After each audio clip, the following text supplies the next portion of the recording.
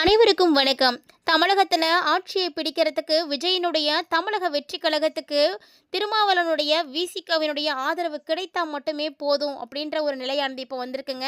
So Thirumavalavan இன்னைக்கு காலையில் தன்னுடைய முடிவை அறிவிக்க இருக்கிறாரு. இந்த நிலையில தான் விஜய் ஆதரிக்க திருமாவளவன் தனக்கு 4 விதமான டிமாண்டை முன் வச்சிருக்காருங்க. இந்த டிமாண்டை பார்த்து தாவேக்கா தரப்பு ஆடி போயிருச்சு அப்படின்னு தான் சொல்லணும்.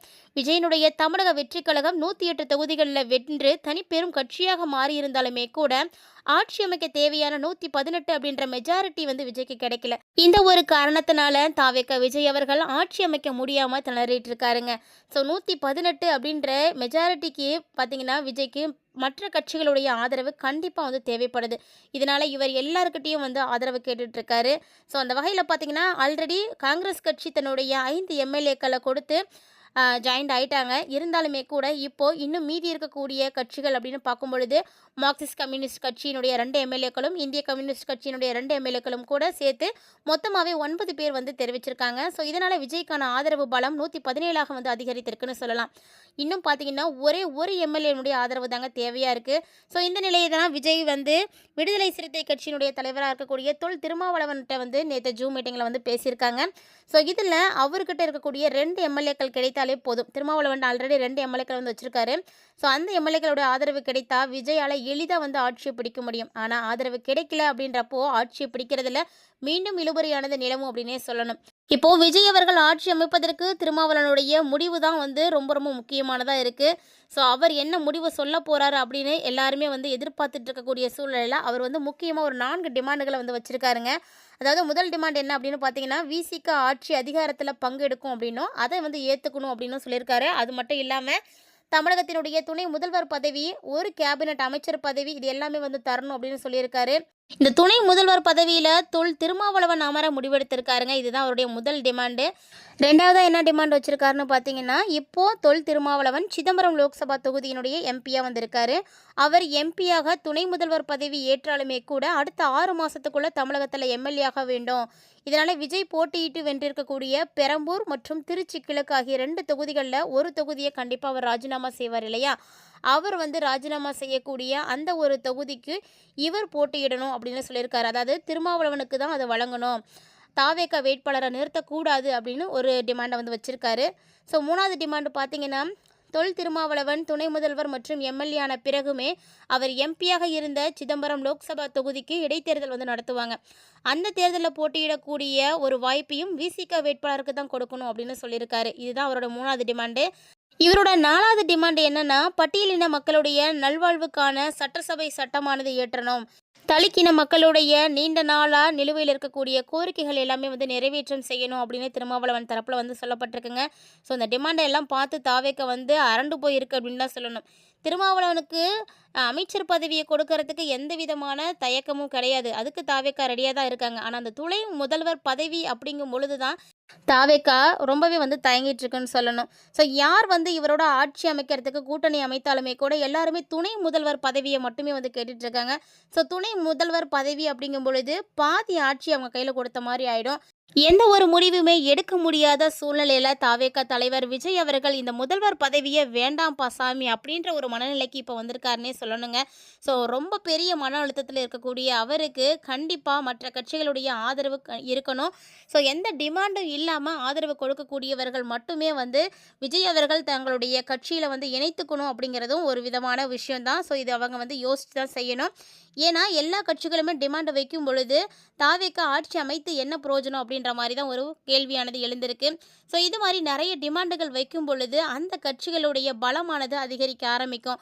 ஒருவேளை இந்த மாதிரி கட்சிகள்கிட்ட நீங்கள் கூட்டணி வைக்கும் பொழுது அவங்க உங்களை விட்டு ஈஸியாக வெளியே வரத்துக்கும் வாய்ப்புகள் இருக்குது. ஒருவேளை இந்த கட்சிக்காரர்கள் எல்லாருமே வெளியே வந்துட்டாங்க அப்படின்னா மீண்டும் ஆட்சியானது கலைக்கப்படும், மீண்டும் பல பிரச்சனைகளானது நிலவும். ஸோ இதை எல்லாமே யோசித்து தான் தாவேக்கா தலைவர் விஜய் அவர்கள் அமைதி காத்துட்ருக்காருன்னு சொல்லணும். ஸோ என்ன நடக்க போகுது அப்படின்றதே தெரியல. இந்த தேர்தல் களமானது யாராலையும் மறக்க முடியாத அளவுக்கு இருக்க போகுதுன்னு தான் சொல்லணும். 2026ஆம் வருடத்தினுடைய சட்டமன்ற பொதுத் தேர்தலில் தாவேக்கா தலைவர் பெரும் கட்சியாக தன்னை நிரூபித்து காட்டினாலுமே கூட ஆட்சி அமைக்க பெரும்பான்மையை நிரூபிக்க முடியாமல் இருக்கிறதுனால எல்லாருமே பார்த்தீங்கன்னா மக்களுடைய எதிர்பார்ப்புமே அதிகமாக இருக்குன்னு தாங்க சொல்லணும். ஸோ அந்த முதல்வர் யார் அப்படின்ற கேள்விக்கு இன்னுமே வந்து விடை கிடைக்காம தான் இருக்குது. ஸோ திருமாவளவன் அவர்கள் கொடுக்கக்கூடிய அந்த ஒரு முடிவில் தான் விஜய் அவர்கள் ஆட்சி அமைக்க போகிறாரா இல்லையா அப்படின்றதே வந்து தெரிய ஆரம்பிக்கும். ஸோ விஜய் அவர்களுக்கு கண்டிப்பாக ஆதரவு கிடைக்கும் அப்படின்னு யாரெல்லாம் நினைக்கிறீங்களோ மறக்காமல் வீடியோக்குள்ள இருக்கக்கூடிய கமெண்ட் பாக்ஸில் கமெண்ட் பண்ணுங்கள். மேலும் இந்த வீடியோவுக்கு மறக்காம ஒரு லைக் பண்ணிக்கோங்க. தொடர்ந்து இது மாதிரியான அப்டேட்ஸ் எல்லாம் பார்க்கறதுக்காக நம்ம சேனலை மறக்காமல் சப்ஸ்கிரைப் பண்ணிவிட்டு ஃபாலோ பண்ணுங்கள். இது ஒரு பக்கம் போயிட்டுருக்க. நேற்றுக்கு ஆளுநர் முன்னிலையில் ஆஜரான எம்எல்ஏ காமராஜர், நான் அதிமுக கூட்டணிக்கு மட்டும்தான் ஆதரவு கொடுக்குறேன், விஜய்க்கு ஆதரவு அளிக்கல அப்படின்னு திட்டவட்டமாக வந்து தெரிவித்திருக்காரு. வாட்ஸ்அப் மூலம் பெறப்பட்ட ஒரு நிழல்பட நகலை வச்சுக்கிட்டு விஜய் தரப்பு ஆளுநரை ஏமாற்ற முயன்றதாகவும் ஒரு பரபரப்பை ஏற்படுத்தியிருக்காங்க. ஸோ ஆட்சி அமைக்க உரிமை கோரி விஜய் நேற்று 3வது முறையாக ஆளுநரை வந்து சந்தித்திருக்காரு. தனக்கு பெரும்பான்மை இருப்பதாக கூறி ஆட்சி அமைக்க உரிமை கோரியிருக்காரு. அந்த உரிமை கோரலில் விடுதலை சிறுத்தை கட்சி மற்றும் இந்தியன் யூனியன் முஸ்லீம் லீக் ஆகிய கட்சிகளுடைய ஆதரவு கடிதங்கள் இடம்பெறலை அப்படின்னும், ஆனால் இதுக்கு பதிலாக கூறி 120 எம்எல்ஏக்கள் ஆதரவை காட்டி மெஜாரிட்டி கணக்கு மட்டும் காட்டியிருக்காங்க. மாறா அமமுகவினுடைய ஒரே ஒரு சட்டமன்ற உறுப்பினரான மன்னார்குடி காமராஜரனுடைய ஆதரவு கடிதம் இணைக்கப்பட்டிருக்கு. இந்த கடிதமே போலியான கடிதம் தான் அப்படின்னு ஆளுநர் மாளிகையில் செய்தியாளர் சந்திப்பில் டிடிவி தினகரன் வந்து விவரித்திருக்காருங்க. ஸோ அவர் வந்து என்ன பேசியிருக்காருன்னா, ஆட்சிக்கு வரத்துக்கு முன்னாடியே இவ்வளவு மோசடிகளில் ஈடுபடக்கூடிய கட்சிகள் கையில் தமிழகம் கிடைத்தா தமிழகத்தினுடைய கதி என்ன அப்படின்றதும், அது மட்டும் இல்லாமல் மோசடி சக்திகள் ஆட்சிக்கு வந்தால் யாருடைய உயிருக்கு பாதுகாப்பு இருக்காது அப்படின்னும், அராஜகத்தின் உச்சம் இது அப்படின்னும் அவர் வந்து சுட்டி காட்டியிருக்காருங்க.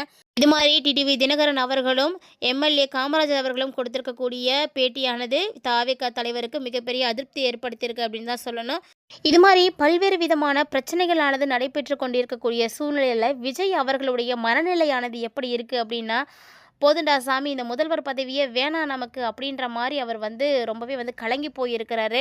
அதாவது இந்த தேர்தல் முடிவுகள் வந்தது தான் வந்தது, அன்னையில் இருந்து தாவேகா தலைவர் விஜய் அவர்களுடைய தூக்கம் பறிபோய் விட்டது அப்படின்னே சொல்லலாம். ஏன்னா அந்த அளவுக்கு தமிழக அரசியல் களம் நொடிக்கு நொடி பரபரப்போடு தான் வந்து கடந்து போயிட்டுருக்குன்னு சொல்லலாங்க. பெரும்பான்மையை நிரூபிக்க முடியாமல் தவித்து வரக்கூடிய விஜய் இப்போ வரைக்குமே தொடர்ந்து அடுத்தடுத்து நிகழக்கூடிய அரசியல் நிகழ்வுகளால் அதிர்ச்சிக்கு உள்ளாயிருக்கிறார் அப்படின்னு தான் சொல்லணும். 108 தொகுதிகளை வென்று தனிப்பெரும் கட்சியாக உருவெடுத்துமே கூட எந்த பயனும் இல்லை அப்படின்ற மாதிரி தான் இருக்குது. ஏன்னா எத்தனையோ கட்சிகள்கிட்ட ஆதரவு கேட்டுட்டாரு, எத்தனையோ முறை ஆளுநரையும் போய் சந்தித்து முறையிட்டுட்டாரு, இருந்தாலுமே கூட எந்த பயனும் இல்லாமல் கலங்கி போயிருக்கிறாருங்க.